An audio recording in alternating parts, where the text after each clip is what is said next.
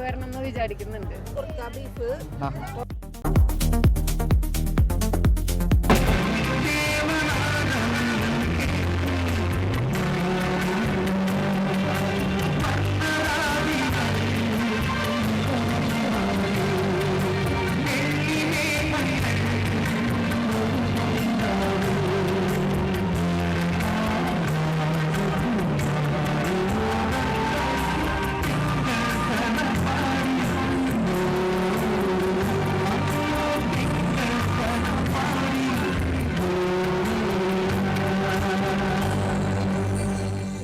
പ്രിയപ്പെട്ട മുമ്പേട്ട് ഏറ്റവും ജനകീയനായ ശശി മുകുന്ദൻ അവരെ സ്നേഹപൂർവ്വം ഈ വേദിയിലേക്ക് സ്വാഗതം ചെയ്യും. പ്രിയപ്പെട്ട സുഹൃത്തുക്കളെ, സഹോദരി സഹോദരന്മാരെ, ആല ചേറ്റുവ മണപ്പുറം ബീച്ച് ഫെസ്റ്റിവൽ 2025 അതിന്റെ 11ാമത് വർഷം ഇന്നലെ ഏറെ ബഹുമാന്യനായ അഡ്വക്കേറ്റ് AU രഘുരാമപ്പണിക്കർ കൊടിയേറിയോടുകൂടി 8 ദിവസം നിറഞ്ഞു നിൽക്കുന്ന കലാമാമാങ്കത്തിന് ആണ് തുടക്കം കുറിച്ചത്. ഇന്ന് ഈ വേദിയെ ധന്യമാക്കാൻ കേരളത്തിന്റെ പ്രിയപ്പെട്ട റവന്യൂ വകുപ്പ് മന്ത്രി കെ രാജൻ അവരുടെ എത്തിയതോടുകൂടി അക്ഷരാർത്ഥത്തിൽ ഈ നാടിനെ യേശുക്രിസ്തുവിന്റെ തിരുത്തിരുന്ന ദിവസം ക്രിസ്തുമസ് ആഘോഷ രാവുകൾക്ക് നിറം പകരുന്ന രാവുകൾ സമ്മാനിച്ചാണ് മുന്നോട്ട് പോകുന്നത്. ഇന്ന് ഈ വേദിയിൽ നിൽക്കുമ്പോൾ നിറഞ്ഞ ആത്മാഭിമാനത്തോടെ സന്തോഷത്തോടെയാണ് പ്രഭാഷണം നടത്തുന്നത്. ഉദ്ഘാടനം തുടങ്ങിയിരിക്കുകയാണ്. 11 വർഷങ്ങൾക്ക് മുമ്പ് വകുപ്പ് മന്ത്രി കെ രാജൻ അവർ ഇവിടുത്തെ യുവാക്കളായ കുറച്ച് ചെറുപ്പക്കാർ അതിഥികളുണ്ട്. അതിന്റെ ചില ദൃശ്യങ്ങൾ കണ്ടിട്ട് വരുന്നത് കൈപ്രം ബീച്ചിനെ എങ്ങനെ നമുക്ക് മനോഹരമാക്കാം, വികസന പ്രവർത്തനങ്ങൾ എങ്ങനെ കൈപ്രം ബീച്ചിലേക്ക് എത്താമെന്നൊരു ചിന്തയിൽ നിന്നാണ്. അത് കണ്ടുകൊണ്ടാണ് കന്യാകുമാരിയിൽ ഇപ്പോൾ വിവേകാനന്ദ പാറ എന്ന് പേരിൽ അറിയപ്പെടുന്ന, അന്ന് പേരില്ലാതിരുന്ന പാറപ്പുറത്ത് 3 ദിവസത്തെ മൗനധ്യാനവും കഴിഞ്ഞ് മലയാളത്തെ നോക്കി അലറിയത് കേരളം ഒരു ഭ്രാന്താലയം.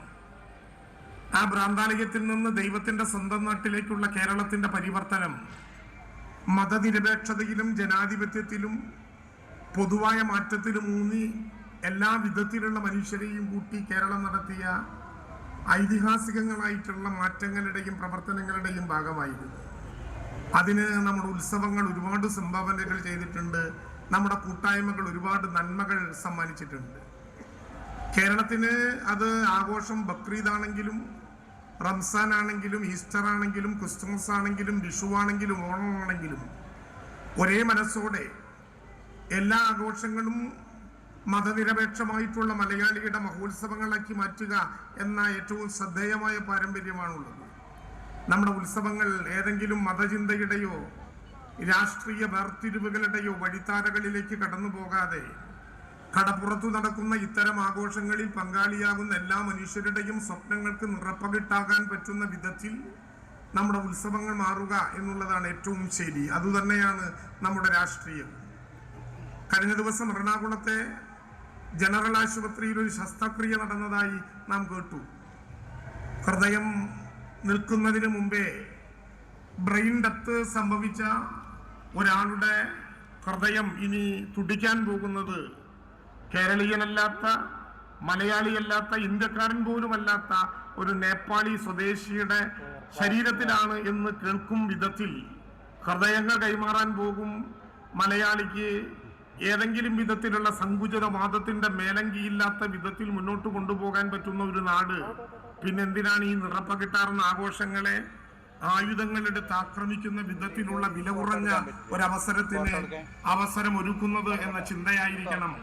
മണപ്പുറത്തെ പോലെ ഈ തൃശ്ശൂരിന്റെ സാംസ്കാരിക ചരിത്രത്തിൽ സമാനതകളില്ലാത്ത അധ്യായം എഴുതി പിടിപ്പിച്ചൊരു നാട് അഭിമാനപൂർവ്വം പറയേണ്ടത് എന്നാണ് വ്യക്തിപരമായി എൻ്റെ അഭിപ്രായം. ഇവിടെ സൂചിപ്പിച്ചു, ഒരു ദശകക്കാലം 10 വർഷക്കാലം ഇടതടവില്ലാതെ തിരമാലകളാൽ സമ്പന്നമായ ഒരു സമുദ്രം പോലെ, ഒരിക്കലും ഒഴുക്ക് നിലയ്ക്കാത്ത ഒരു പുഴ പോലെ 10 വർഷക്കാലം മണപ്പുറത്തിന്റെ സാംസ്കാരിക പൈതൃകത്തിന്റെ പാരമ്പര്യത്തിന്റെ കരുത്തായ ഓർമ്മകളുമായി എല്ലാ വിധത്തിലുള്ള ജനങ്ങളെയും സംഘടിപ്പിച്ചുകൊണ്ട് നടത്തുന്ന ഈ ഫെസ്റ്റിവൽ ഒരുപക്ഷെ നമ്മുടെ നാട്ടിലെ മതനിരപേക്ഷമായിട്ടുള്ള ആഘോഷങ്ങളുടെ ഏറ്റവും കരുത്തായ ഒരു ഓർമ്മപ്പെടുത്തലാണ് എന്നുള്ളത് കൊണ്ട് തന്നെ മണപ്പുറം ബീച്ച് ഫെസ്റ്റിവൽ കഴിഞ്ഞ 10 വർഷത്തിലേറെ കാലമായി സംഘടിപ്പിച്ചുകൊണ്ടിരിക്കുന്ന ഇതിൻ്റെ സംഘാടക സമിതിയെ കേരള സംസ്ഥാന സർക്കാരിന് വേണ്ടി ഊഷ്മളമായ അഭിവാദ്യം ചെയ്യാൻ, അഭിനന്ദിക്കാൻ ഞാൻ ഈ അവസരം ഉപയോഗിക്കുകയാണ്. ദീർഘമായ ഒരു വർത്തമാനത്തിലേക്ക് ഞാൻ പോകുന്നില്ല. മലയാളത്തിന് സമ്പന്നമായ ചില സംസ്കാര പദങ്ങളുണ്ട്. ഞാൻ ഒരു വരി കൂടി പറഞ്ഞുകൊണ്ട് അവസാനിപ്പിക്കാം. 2024, 2025 നമ്മുടെ ജീവിതത്തിനകത്ത് പല വിധത്തിലുള്ള ദുരിതങ്ങൾക്ക് വഴിയൊഴുക്കിയിട്ടുള്ള അനുഭവങ്ങൾ ഉണ്ടായിട്ടുണ്ട്. 2024 ജൂലൈ മാസം 30-ാം തീയതിയാണ് ഒരുപക്ഷെ കേരളത്തിന്റെ ചരിത്രം ഇതുവരെ കണ്ടതിൽ വെച്ച്, ഇന്ത്യയുടെ ചരിത്രം തന്നെ ഇതുവരെ കണ്ടതിൽ വെച്ച് ഏറ്റവും വലിയൊരു ദുരന്തത്തിന് കേരളം സാക്ഷിയാകുന്നത്. വയനാട്ടിലെ പുഞ്ചിരിമുറ്റത്ത് 1750 അടി മുകളിൽ പൊട്ടിയ ഒറ്റ ഉരുളിൽ പുന്നപ്പുഴയുടെ തീരത്തുള്ള 298 മനുഷ്യർ ഭൂമുഖത്തു നിന്നില്ലായ്മ ചെയ്ത അതിഭീകരമായിട്ടുള്ള ചൂരൽമല ദുരന്തം. ആ ദുരന്ത ഭൂമിയിൽ ഞാൻ എപ്പോഴും എവിടെയും പറയാറുള്ള ഒരു കാര്യം, ആ ദുരന്ത ഭൂമിയിൽ നിന്ന് ലഭ്യമായ ഒരു സന്ദേശം മനസ്സിന്റെ ചുവരെഴുത്തുകളിൽ പട്ടടയിലേക്ക് എടുക്കുന്ന കാലം വരെ എഴുതി വെക്കേണ്ട ഒന്നാണെന്ന് എപ്പോഴും തോന്നാറുള്ള ഒരാളാണ് ഞാൻ. ജൂലൈ 30 ആ ദുരന്ത ഭൂമിയിൽ രാത്രി ഏറെ വൈകി 12 മണിക്കോ 12:30-ക്കോ 1 മണിക്കോ ഒക്കെ ആസ്ട്ര മെഡിസിറ്റി ആശുപത്രിയിൽ ഭ്രാന്തമായ ചിന്തകളോടെ അതിൻ്റെ വരാന്തകളിൽ അലയുന്ന നേരത്ത് എൻ്റെ മൊബൈൽ ഫോണിലേക്ക് വാട്സപ്പിലേക്ക് വന്ന ഒരു സന്ദേശത്തെക്കുറിച്ചാണ് ഞാൻ സൂചിപ്പിച്ചത്. ഒരു പെൺകുട്ടി അയച്ച സന്ദേശം. മണപ്പുറത്തിൻ്റെ ഈ സാംസ്കാരിക തനിമ ഉദ്ഘാടനം ചെയ്യാൻ ഇവിടെ നിൽക്കുന്ന നേരം വരെ നേരിട്ട് കണ്ടിട്ടില്ലാത്ത ഒരു പെൺകുട്ടി എന്ന് പലതവണ ഞാൻ ആവർത്തിക്കുമ്പോഴും അമ്മ എന്ന പദം അലങ്കരിക്കാൻ അവസരം കിട്ടിയ ഒരു കുഞ്ഞിന് ജന്മം കൊടുത്ത ഒരു പെൺകുട്ടി, അതുവരെ കാണാത്ത മന്ത്രിക്ക് 3 വരികളുള്ള ഒരു സന്ദേശം അർദ്ധരാത്രിയും കഴിഞ്ഞ നേരത്ത് അവരയച്ചത് എന്തായിരിക്കും? 3 വരികളാണ് ആ സന്ദേശത്തിൽ. സാർ, ചൂരൽമലയിലെ വാർത്തകൾ TV-യിൽ കണ്ട് കരളു പിടയുകയാണ്. മുലകുടിക്കുന്ന കുട്ടികൾ അമ്മമാരാൽ വേർപെട്ടു എന്ന വാർത്ത ഒരു ചാനൽ എഴുതി കാണിക്കുന്നു. മുലകുടിക്കുന്ന കുട്ടികൾ അമ്മമാരാൽ വേർപെട്ടു എന്ന വാർത്ത ശരിയാണെങ്കിൽ നിറമാറുമായ ഒരമ്മ വിളിപ്പാടകല കാത്തിരിക്കുന്നുണ്ട് എന്നങ്ങ് അവരെ അറിയിക്കണം എന്നാണ് 3 വരികളിൽ ഒരമ്മയായ പെൺകുട്ടി അയച്ച സന്ദേശം. യഥാർത്ഥത്തിൽ അതാണ് മലയാളം. അതാണ് മലയാളത്തിന്റെ സംസ്കാരവും പൈതൃകവും. കാലദേശങ്ങൾക്കപ്പുറത്ത് പേരറിയാത്ത നാട്ടിൽ പൊക്കിൾക്കൊടി ബന്ധമൊന്നുമില്ലാത്തൊരു കുഞ്ഞ് മുലകുടിക്കാനാകാതെ ചുണ്ട് വിറയ്ക്കുന്നുണ്ടെന്ന് കേൾക്കുമ്പോൾ നിറമാറു ചുരത്തുന്നതാണ് മലയാളത്തിന്റെ മാതൃത്വം എന്നുള്ളതാണ് ഈ മണ്ണിൽ ജീവിക്കാൻ നമ്മളെ പ്രേരിപ്പിക്കുന്ന ഏറ്റവും പ്രധാനപ്പെട്ട ഘടകമെന്ന് വരുന്ന തലമുറയെ ബോധ്യപ്പെടുത്താൻ മണപ്പുറത്തിന്റെ ഈ ബീച്ച് ഫെസ്റ്റിവലിനാവുമെങ്കിൽ അതായിരിക്കും ഈ ബീച്ച് ഫെസ്റ്റിവലിന്റെ ഏറ്റവും വലിയ മതനിരപേക്ഷമായ ജനാധിപത്യം എന്ന് നിങ്ങളെ ഓർമ്മപ്പെടുത്തിക്കൊണ്ട് ഒരിക്കൽ കൂടി മികച്ച ഈ സംഘാടനത്തിന് എല്ലാ അർത്ഥത്തിലും സംസ്ഥാന സർക്കാരിനു വേണ്ടി അഭിനന്ദനങ്ങൾ രേഖപ്പെടുത്തിക്കൊണ്ട് ഈ ഫെസ്റ്റിവൽ ഇന്നത്തെ പരിപാടികൾ ഉദ്ഘാടനം ചെയ്തതായി അറിയിച്ചുകൊണ്ട് ഞാൻ അവസാനിപ്പിക്കുന്നു. നമസ്കാരം. Thank you sir. 3 പ്രധാനപ്പെട്ട വ്യക്തിത്വങ്ങളെ നമ്മുടെ പ്രിയങ്കരനായ യെസ്, അങ്ങനെ ഈ ഒരു മനോഹരമായ പാട്ടിന് ശേഷം നമ്മൾ വീണ്ടും തിരികെ വരുമ്പോൾ നമ്മളിപ്പോൾ നിൽക്കുന്നത് ആ ഒരു ഫുഡ് ഫെസ്റ്റ് നടക്കുന്ന നമ്മുടെ കയമ്പുറം ബീച്ചിന്റെ ആ ഒരു സൈഡിൽ തന്നെയാണ്. ഇവിടെ നമുക്ക് ഈ ഒരു ബീച്ച് ഫെസ്റ്റിന്റെ മണപ്പുറം ബീച്ച് ഫെസ്റ്റിന്റെ സംഘാടകരെ കുറച്ച് പേരെ കിട്ടിയിട്ടുണ്ട്. അവരൊന്ന് പരിചയപ്പെടാം അല്ലേ? അപ്പോൾ ആരൊക്കെയാണ് നമുക്ക് നോക്കാം. ചേട്ടാ, പേരെന്താ? എൻ്റെ പേര് സന്തോഷ്. ഓക്കെ, ഈ ഒരു പ്രോഗ്രാമിന്റെ സംഘാടകനാണ്. ഏത് ഡിപ്പാർട്ട്മെന്റ് ആണ്? ഞാൻ ഇപ്പോൾ ഇത് 11ാം വർഷത്തെ മണപ്പുറം ബീച്ച് ഫെസ്റ്റിൽ കൈമ്പുറം അരങ്ങേറാണ്. അതിനൊരു സംഘടന സമിതിയിലെ അംഗവും സ്റ്റേജ് ആൻഡ് ഡെക്കറേഷനിലെ കൺവീനറും കൂടിയാണ് ഞാൻ. അപ്പൊ ഈ മനോഹരമായ സ്റ്റേജ് ചേട്ടന്റെ സ്റ്റേജിന്റെ കാര്യങ്ങളൊക്കെ ചെയ്യുന്നതും ഒക്കെ. അപ്പൊ ഇന്ന് നടക്കുന്ന ഷോവും നാളെയാണ് ഇതിന്റെ പ്രധാന ആകർഷണം വരെ DJ സനയുടെ ഒരു ആകർഷണമായ നല്ലൊരു പരിപാടി ഉണ്ട്. DJ വിത്ത് നമ്മളുടെ ഓൾ എന്താ പറയുക ഇന്റർനാഷണൽ താരമാണ് അത്. ഫ്രം സൗദി പോപ്പ് സിംഗർ ആണ്. അതിൻ്റെ ഒരു മനോഹരമായ ത്രില്ലിംഗ് ഒരു പ്രോഗ്രാമാണ് നാളെ വരുന്നത്.